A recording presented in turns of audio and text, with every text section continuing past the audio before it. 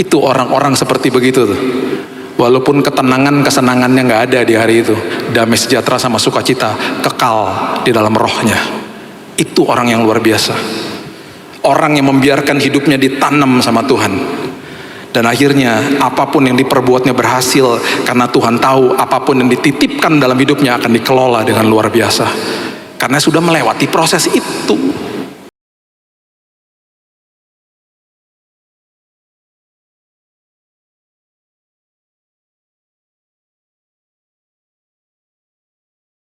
Walaupun ada kegelapan dunia, hati kami tetap tegar, iman kami tetap kokoh, karena kami tahu Tuhan lebih besar dari segala-galanya.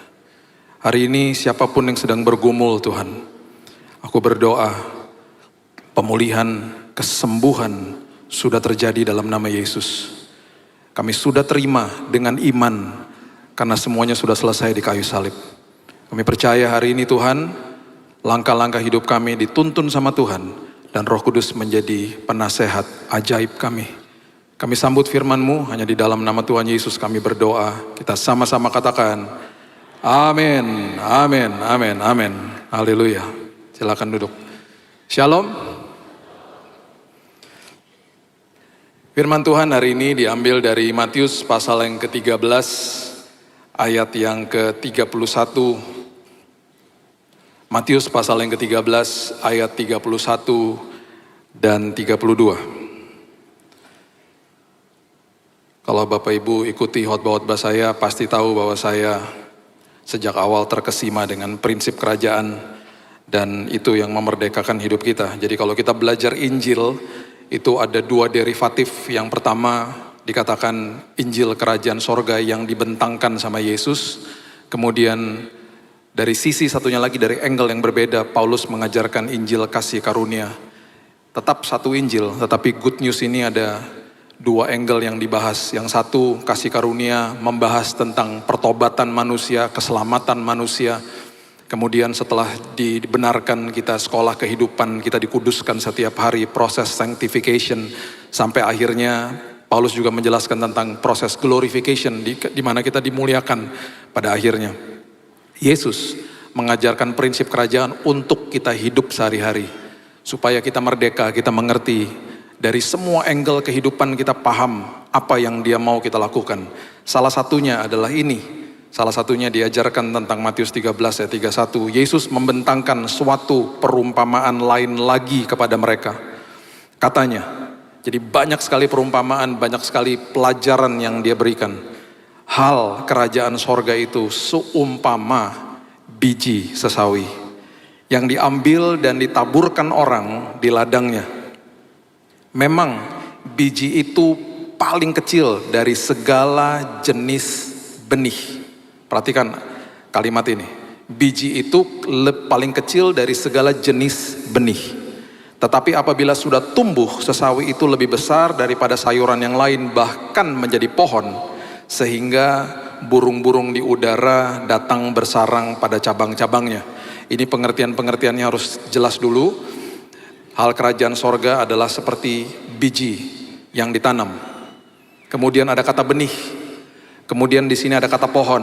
Kemudian ada kata yang bersarang pada cabang-cabangnya. Perhatikan urutan ini. Ini yang Yesus ajarkan. Pertama kali selama 26 tahun saya belajar firman Tuhan. Pertama kali waktu belajar tentang prinsip ini, saya dibuat bangga dengan Alkitab bahasa Indonesia kita. Selama ini juga bangga, maksudnya bukan bangga sama Alkitabnya, bangga sama kosakata bahasa Indonesia kita. Karena bahasa Indonesia ini sangat terbatas dibanding dengan bahasa Inggris misalnya. Pertama kali ketika kita belajar tentang kata biji dan benih, itu di dalam bahasa Indonesia dibedakan. Kalau belajar bahasa Inggrisnya, versi-versi bahasa Inggris, dia hanya menyebutkan seed, hanya S-E-E-D. Bahkan kalau belajar ayat ini dikatakan the mustard seed is the smallest of all seeds. Jadi tetap pakai kata seed gitu ya. Dia cuma sebut aja mustard seed, biji sesawi. Bahasa Indonesia menjelaskan dengan sangat gamblang, dikatakan bahwa biji itu beda sama benih. Dan itu sangat jelas akhirnya untuk pembelajaran ini. Biji itu adalah sesuatu yang sangat mentah. Sesuatu yang raw, yang mentah, yang kita miliki. Ketika kita memulai sesuatu itu dimulai dari sebuah biji.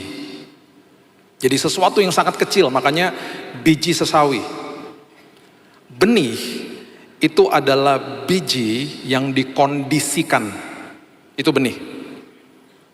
Jadi biasanya benih itu kemudian kalau kita pelajari tentang prinsip ini, Tuhan seolah-olah datang kepada kita, dia tanya, kamu punya apa?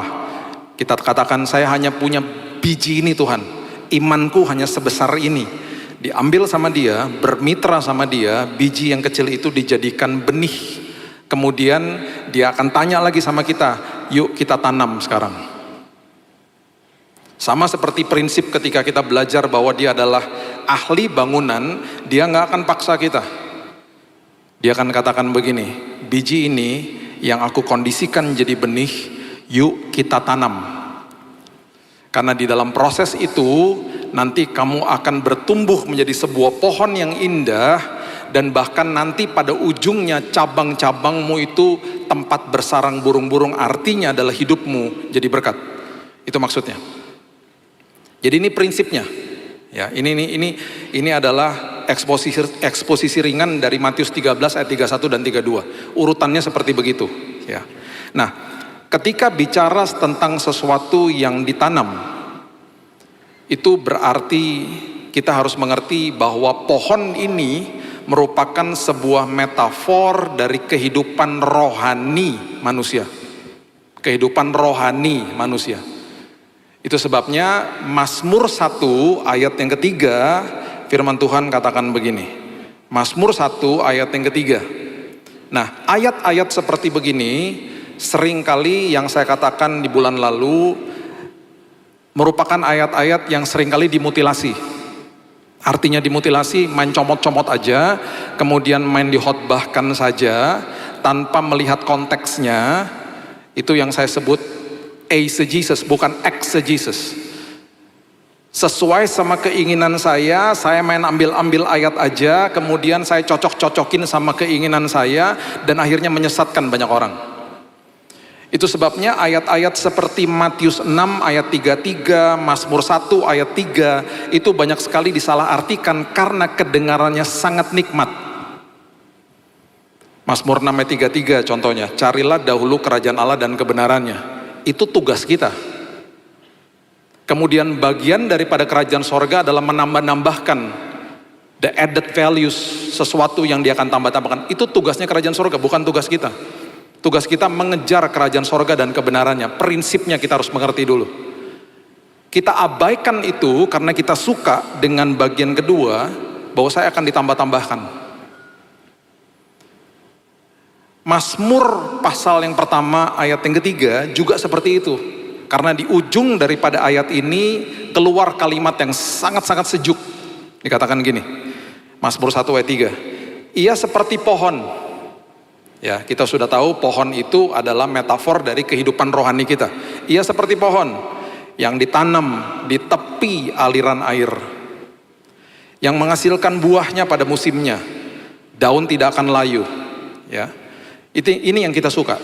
Apa saja yang diperbuatnya berhasil. Kita kutip-kutip, kita mutilasi ayatnya, nggak lihat konteksnya, kemudian kita akhirnya kecewa sama Tuhan. Mana katanya berhasil dalam hidup ini? Kok ada tantangan, kok ada proses, kok ada hal-hal nggak enak terjadi? Kita lupa bahwa di ayat itu ada satu kata yang sangat penting, yaitu ditanam. Ditanam itu berarti letaknya di bawah tanah. Letaknya berarti 11-12 sama bangkai. Itu sebabnya ketika di dalam sebuah proses, iblis akan datang sama kita karena kita merasa seperti bangkai, karena sebelah kanan kita itu letaknya sama di bawahnya tanah. Dia akan kerap kali katakan pengharapanmu pupus. Selesai udah. Dan kita percaya. Kita tidak paham bahwa peristiwa ditanam adalah peristiwa yang sangat indah. Karena biji yang dikondisikan jadi benih, kemudian ditanam sama Yesus, itu akan menghasilkan sebuah pohon yang indah, menghasilkan kehidupan yang indah. Satu-satunya yang Alkitab jelaskan tentang sesuatu yang harus dikubur dan tidak boleh tumbuh lagi, itu adalah masa lalu kita atau dosa kita. Ya. Roma pasalnya yang ke-6 ayat yang ke-4 dikatakan begini. Roma 6 ayat 4. Dengan demikian kita telah dikuburkan bersama-sama dengan Dia oleh baptisan dalam kematian, supaya sama seperti Kristus telah dibangkitkan dari antara orang mati oleh kemuliaan Bapa, demikian juga kita akan hidup dalam hidup yang baru. Ini adalah ayat yang digunakan ketika kita melakukan sebuah proses baptis. Proses baptis. Beberapa hari lalu saya membaptis seorang anak muda yang terima Yesus. Dan dia masih belum mengerti waktu saya katakan, waktu kamu nanti masuk ke dalam air, itu adalah proses di mana dosa masa lalumu dikubur. Dan ketika engkau keluar dari air itu adalah proses di mana engkau menjadi manusia yang baru. Itu arti daripada ayat ini. Ya. 1 Petrus 1 ayat 23 mengatakan begini, 1 Petrus 1 ayat 23. Karena kamu telah dilahirkan kembali bukan dari benih yang fana. Wow. Jadi biji itu dikondisikan sama Tuhan jadi benih, kita lahir baru, bahkan kalau kita hidupnya sedang dipulihkan sama Tuhan, tumbuh sebuah pohon yang baru dalam hidup ini, bukan dari benih yang fana, tetapi dari benih yang tidak fana, oleh firman Allah yang hidup dan yang kekal. Luar biasa. Kerap kali sudah pasti kehidupan ini akan mengalami yang namanya bahkan kita sebut under pressure, di bawah tekanan. Itu adalah momen-momen ketika kita sedang ditanam sama Tuhan. Nasihat saya hari ini, jangan cabut diri kita dari proses itu. Jangan cabut diri kita dari proses itu. Biarkan Tuhan tanam, dan memang tidak enak. Letaknya di bawah, seolah-olah berantakan di bawah karena itu yang kita lihat. Gelap, 11-12 sama bangkai, dan seolah-olah sepertinya gak ada pengharapan. Kita udah belajar di waktu yang lalu, dari persepsinya manusia seperti Abraham katakan, seolah-olah tidak ada dasar untuk berharap. Tetapi ingat satu hal, yang menumbuhkan pohon yang baru dalam hidup kita, bahkan nanti buahnya itu selalu seturut dengan waktunya Tuhan. Nah masalahnya seringkali ada benih-benih yang tertabur, itu benih yang salah.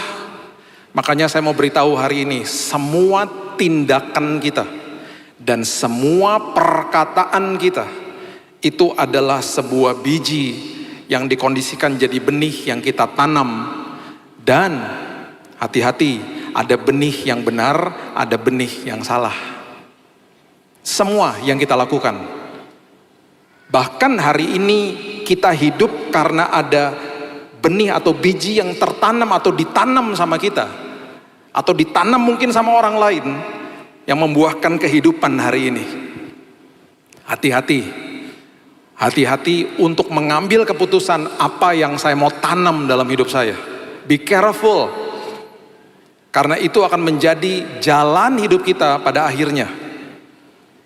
Saya tidak pernah katakan bahwa, oh berarti kalau ada orang yang pernah bersalah sama kita, berarti kita punya kontrol atau power di mana kita bisa mencabut semua benih-benih yang salah.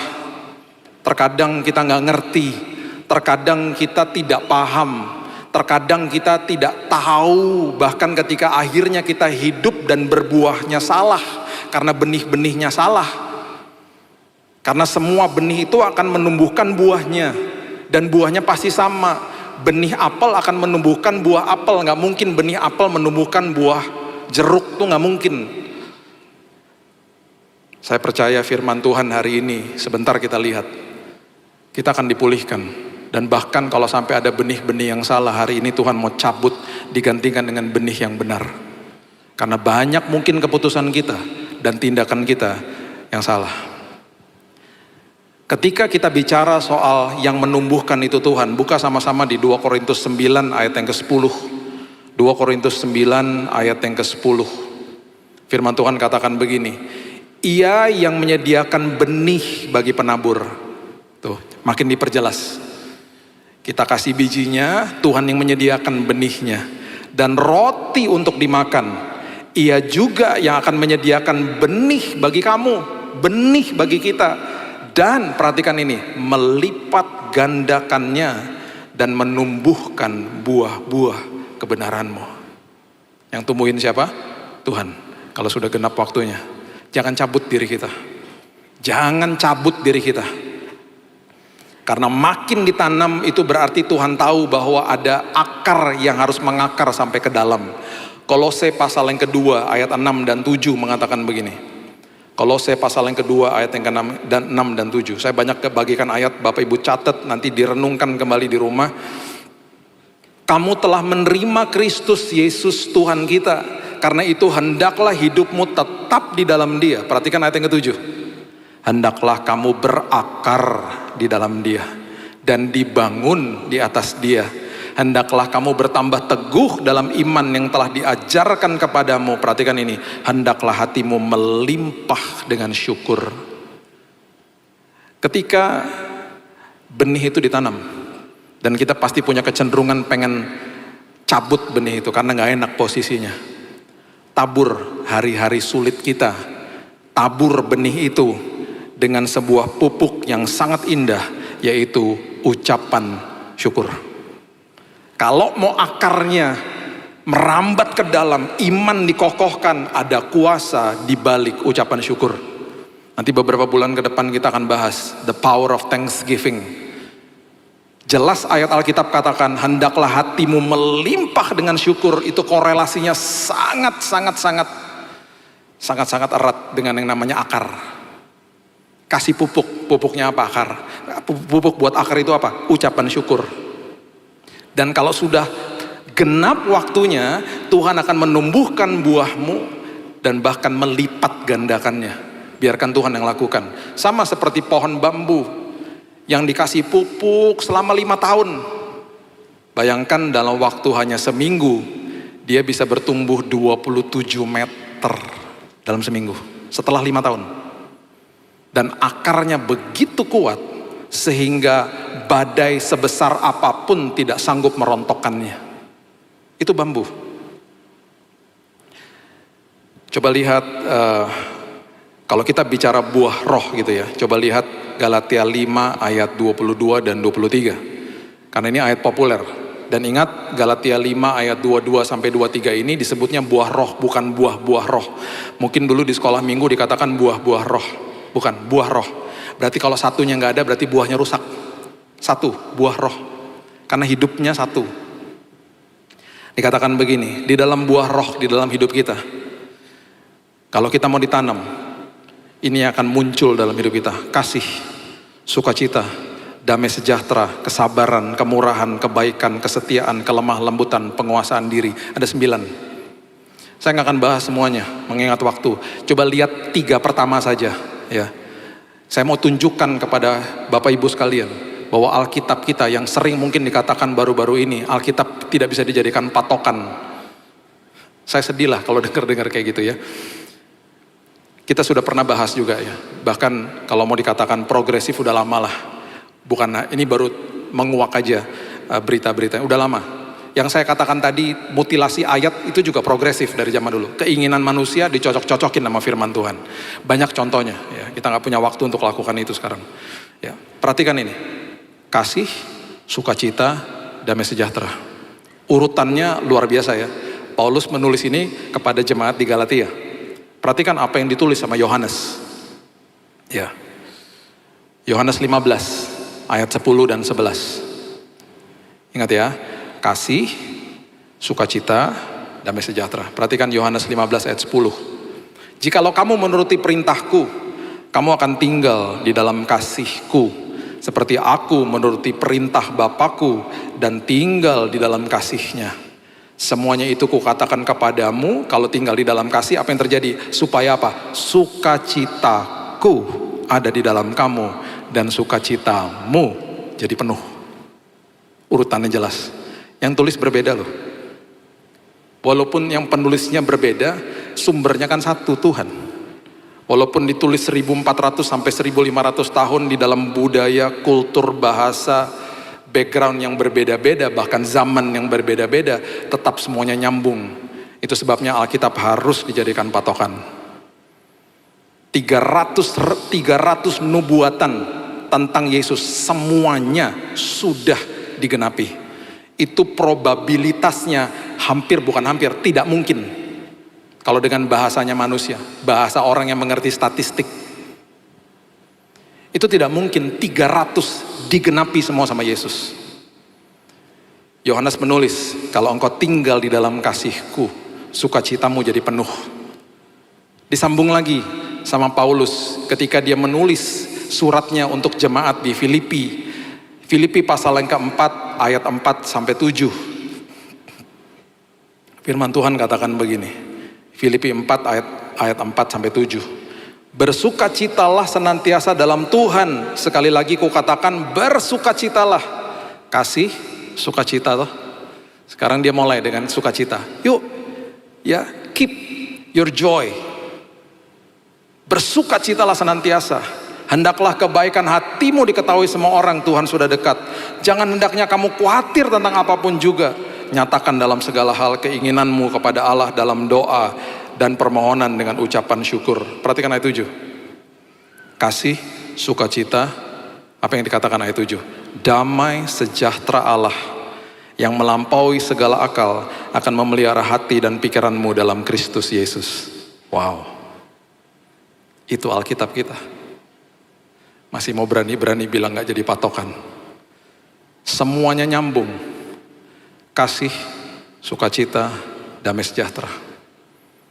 Kalau ingat khotbah saya beberapa bulan yang lalu, jalan, kebenaran, dan hidup.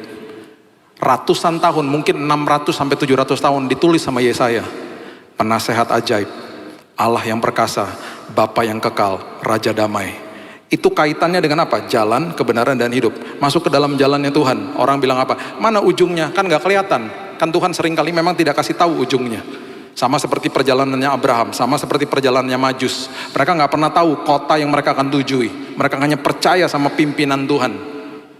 Tuhan katakan apa? Masuk ke dalam jalanku, karena aku adalah penasehat ajaib. Aku akan nasihati kamu nanti selagi berjalan. Selagi berjalan kamu akan menemukan kebenaran. Apa kebenarannya? Kamu akan tahu dan kamu akan sadar bahwa Allahmu adalah Allah yang perkasa. Dan di dalam perjalanan kamu akan tahu bahwa Bapakmu adalah Bapak yang kekal.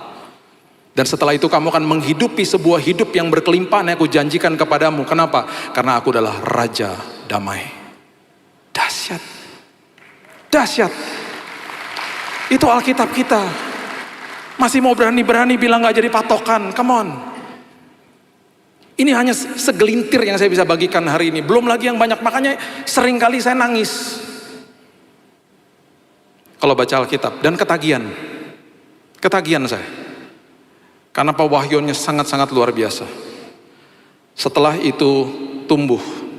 Ya, Mazmur tadi katakan apa? Ditanam. Ditanam berbuah pada musimnya.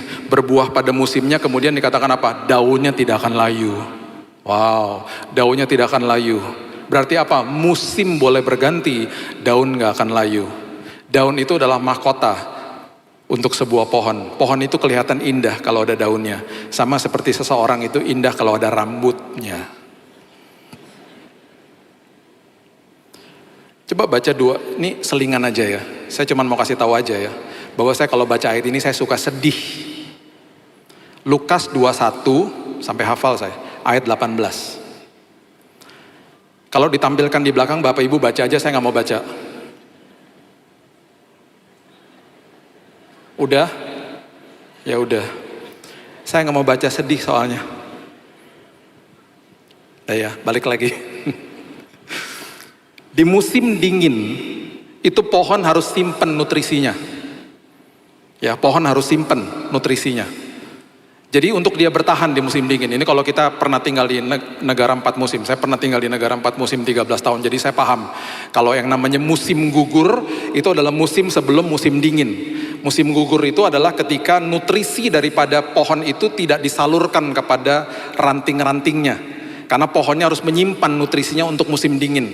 Alhasil yang terjadi adalah daun-daunnya rontok. Daun-daunnya rontok. Kota mengeluarkan banyak uang untuk membersihkan karena licin, apalagi kalau campur sama air, licin daun-daun itu. Tiap hari dibersihkan, musim gugur.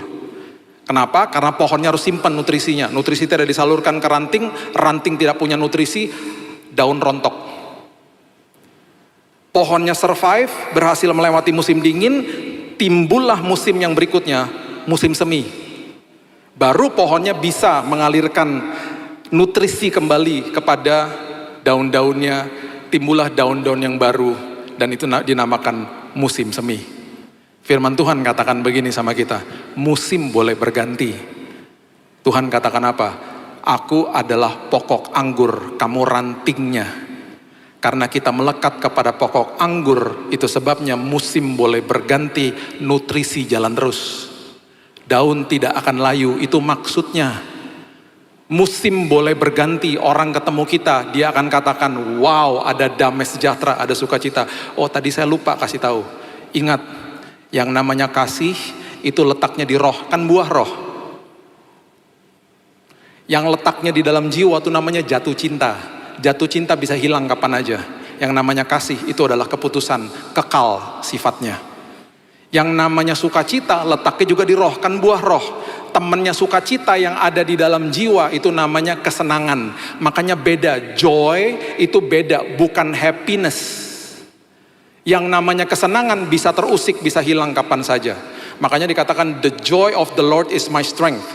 Sukacita Tuhan adalah kekuatanku, bukan kesenanganku adalah kekuatanku, bukan. Damai sejahtera juga begitu, letaknya di roh. Temannya damai sejahtera yang ada di dalam jiwanya manusia namanya ketenangan.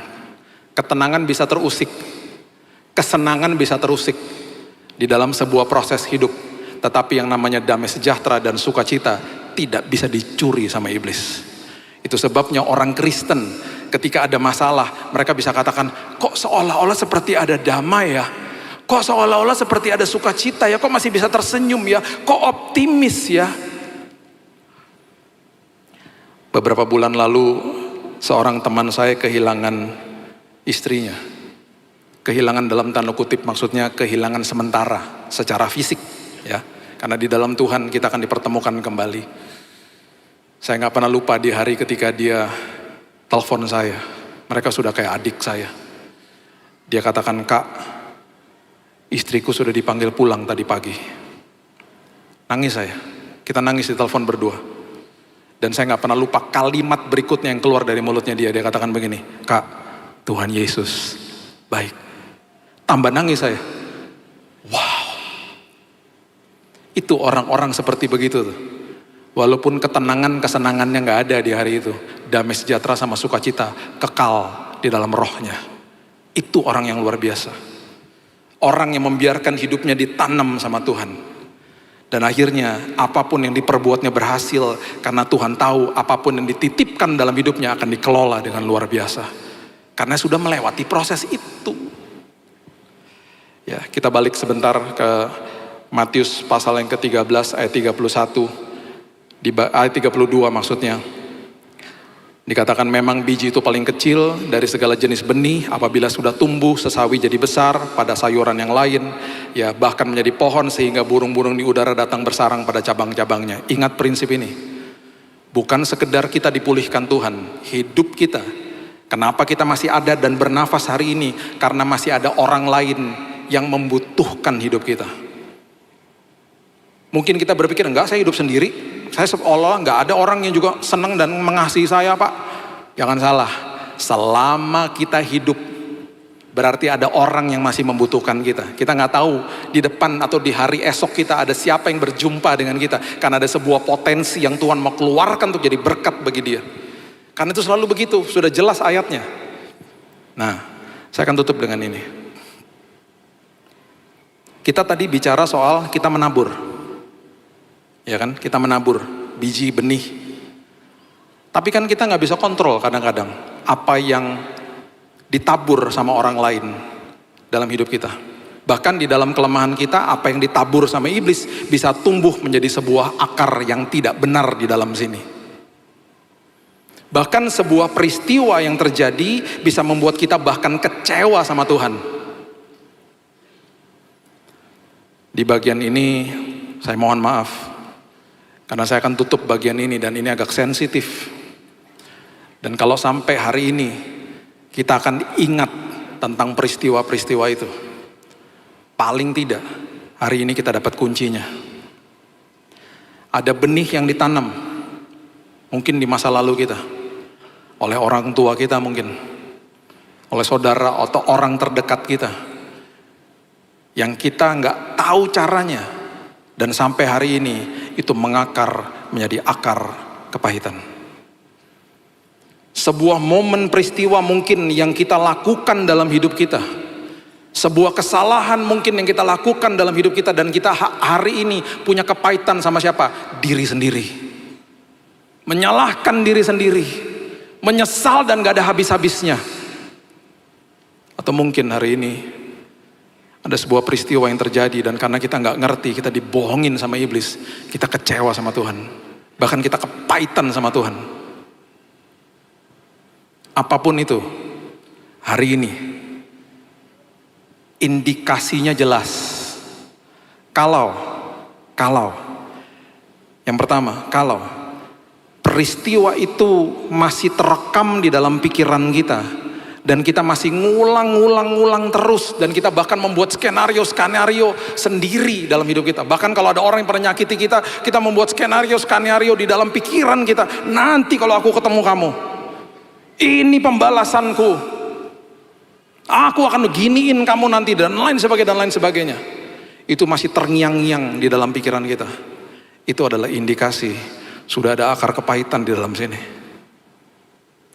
Amsal 4 ayat 23 mengatakan, jagalah hatimu dengan segala kewaspadaan, karena dari situlah terpancar kehidupan. Yang kedua, kalau hari ini kita senantiasa masih mengeluarkan kata-kata negatif, sinis, sarkastik, asumsi, ada kemungkinan besar ada akar kepahitan di dalam sini. Karena mulut tidak bisa mengelabui hati. Bahkan mungkin kita tahu orang di sekitar kita yang kalau ketemu auranya negatif terus, ngelihat keburukan orang terus, gampang marah dan lain sebagainya. Hati-hati, itu indikasi masih ada kepahitan di sini yang gak pernah mau dibahas. Roma 3 ayat 14 mengatakan, mulut mereka penuh dengan sumpah serapah. Yang ketiga, indikasinya tubuh kita secara fisik sakit-sakitan. Gak itu mah lah, GERD lah, apalah dalam sini, terus menjalar ke lain-lain lah. Ada kemungkinan besar kita belum lepaskan pengampunan. Ada akar kepahitan di dalam sini. Dan yang paling bahaya, yang keempat, yang paling bahaya, indikasi orang yang kepahitan, orang-orang di sekitarnya dia, apalagi orang terdekat, pun mengalami kepahitan gara-gara dia. Ibrani pasal yang ke-12 ayat yang ke-15. Ibrani pasal yang ke-12 ayat 15. Dikatakan, jagalah supaya jangan ada seorang pun menjauhkan diri dari kasih karunia Allah. Perhatikan kalimat-kalimat ini. Ini ada kaitannya dengan dua ayat terakhir yang saya bagikan. Oke, catat ini baik-baik. Jangan jauh-jauh dari kasih karunia Allah. Perhatikan ini. Agar jangan tumbuh akar yang pahit, yang menimbulkan kerusuhan dan yang mencemarkan banyak orang. Seorang bapak yang pahit sama bapaknya yang dulu dan gak pernah melepaskan pengampunan, ada kemungkinan besar anaknya pun pahit sama dia. Karena hal yang dia lakukan dulu, dia akan lakukan kepada anak-anaknya karena belum pulih. Papa saya adalah anak dari tentara Kenil di Manado. Dan papanya sangat kejam, saya gak pernah ketemu sama opa saya. Dia udah meninggal. Di kampung di Tomohon, itu dikenal sebagai Pak Lantang yang paling galak di situ. Tentara Kenil, besar badannya. Turunan Portugis. Papa saya udah kebiasaan diikat di pohon, ditelanjangin, disemutin semut merah, dipermalukan di kampungnya. Waktu saya dengar cerita ini, setelah saya bertumbuh dewasa, pertanyaan saya cuma satu, "Pak, kok papa gak pernah mukulin kita kayak gitu? Kok papa adalah papa yang sangat mengasihi kita, papa kok gak pernah mukulin mama? Kita lihat sosok papa yang sangat-sangat indah setiap hari." Dia katakan begini, "Sebelum saya nikah sama mamamu, saya pastikan semuanya itu diangkat dan aku lepaskan pengampunan kepada papaku. Karena kalau tidak, itu menjadi sebuah bagasi ekstra yang dibawa kemana-mana. Bagasi ekstra di dalam perjalanan kalau dibawa kemana-mana, yang repot orang-orang yang traveling sama-sama kita. Karena kita bawa banyak barang, akhirnya dibantuin toh, mereka kena imbasnya. Itu extra baggage namanya. Hari ini, sekali lagi saya mohon maaf, karena saya harus kasih tahu ini, karena Tuhan mau pulihkan kita semuanya. Dengan saya mengatakan ini, ada kemungkinan di antara kita yang teringat kembali dengan peristiwa yang menyakitkan itu dalam hidup ini. Saat ini, saya tutup dengan ini.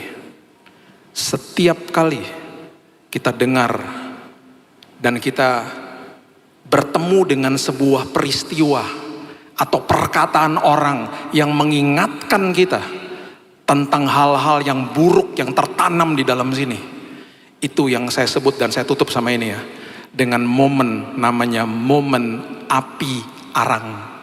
Saya jelasin. Momen api arang, jangan lupa peristiwa ini. Oke? Saya bagikan 2 ayat ini dan saya berdoa ini memulihkan kehidupan kita semuanya. Yohanes 18 ayat 18. Yohanes 18 ayat 18. Sementara itu hamba-hamba dan penjaga-penjaga bait Allah telah memasang api arang. Ini adalah peristiwa ketika Petrus ngikutin Yesus masuk ke dalam rumahnya imam besar Kayafas. Ya, dia ikutin ke situ dan hari lagi dingin, mereka kemudian pasang, mungkin kalau kita lihat di film-film ada gentong isinya kayu-kayu, dipasangin api karena mereka mau bersanding. Bersanding itu berarti menghangatkan diri di situ. Dikatakan begini, sebab hawa dingin waktu itu, mereka berdiri berdiam di situ. Berdiam itu menghangatkan diri. Juga Petrus berdiri berdiam bersama-sama dengan mereka. Peristiwa ini adalah peristiwa di mana Petrus menyangkal Yesus 3 kali. Karena ditanya sama hamba perempuan dari tempat istananya Kayafas. "Tuh, kamu kan muridnya?" "Bukan." 3 kali. Yesus mati, Yesus bangkit. Penampakan diri Yesus yang ketiga itu ada di Danau Tiberias. Murid-muridnya ada berapa? Ada 7. Dan ini luar biasa, angka-angka di Alkitab itu adalah simbol-simbol yang dahsyat, gak sembarangan ditulis. 3 angka kebangkitan, 7 angka sempurna dalam firman Tuhan. Ada 7 muridnya di situ. Simon Petrus, Thomas, anaknya Zebedius, berarti apa? Yohanes sama Yakobus. Ada Nathanael, ada 2 lagi murid yang tidak disebutkan namanya. Ada 7 di situ. Mereka lagi menjala ikan. Yesus lagi ada di pesisir di pantainya. Tahu nggak dia ngapain? Dia lagi buatin mereka breakfast, makan pagi. Perhatikan ayat terakhir ini, Yohanes 21 ayat 9. Yohanes 21 ayat 9. Ketika mereka tiba di darat, mereka melihat apa? Api arang. Dan di atasnya ikan dan roti. Ada siapa? Ada Simon Petrus. Mereka belum ngomong loh. Dari pertama-pertama mereka berjumpa, Yesus belum pernah ngungkit-ngungkit apapun. Bahkan gak pernah diungkit sama dia. Di momen ini, Petrus teringat sama momen api arang pada malam hari itu ketika sedang dingin, dia bersanding di sampingnya. Dia pasti teringat. Aduh, dia merasa bersalah. Sesuatu momen peristiwa yang mengingatkan tentang sesuatu kejadian yang tidak enak di dalam hidup ini. Nanti Bapak Ibu baca sendiri di rumah ya. 3 kali dia tanya gini sama Petrus. Apakah dia tanya gini? Kenapa kamu menyangkal saya? Gak pernah. Dia cuma tanya gini. Kamu sayang gak sih sama aku? Iya Tuhan, aku sayang sama kamu.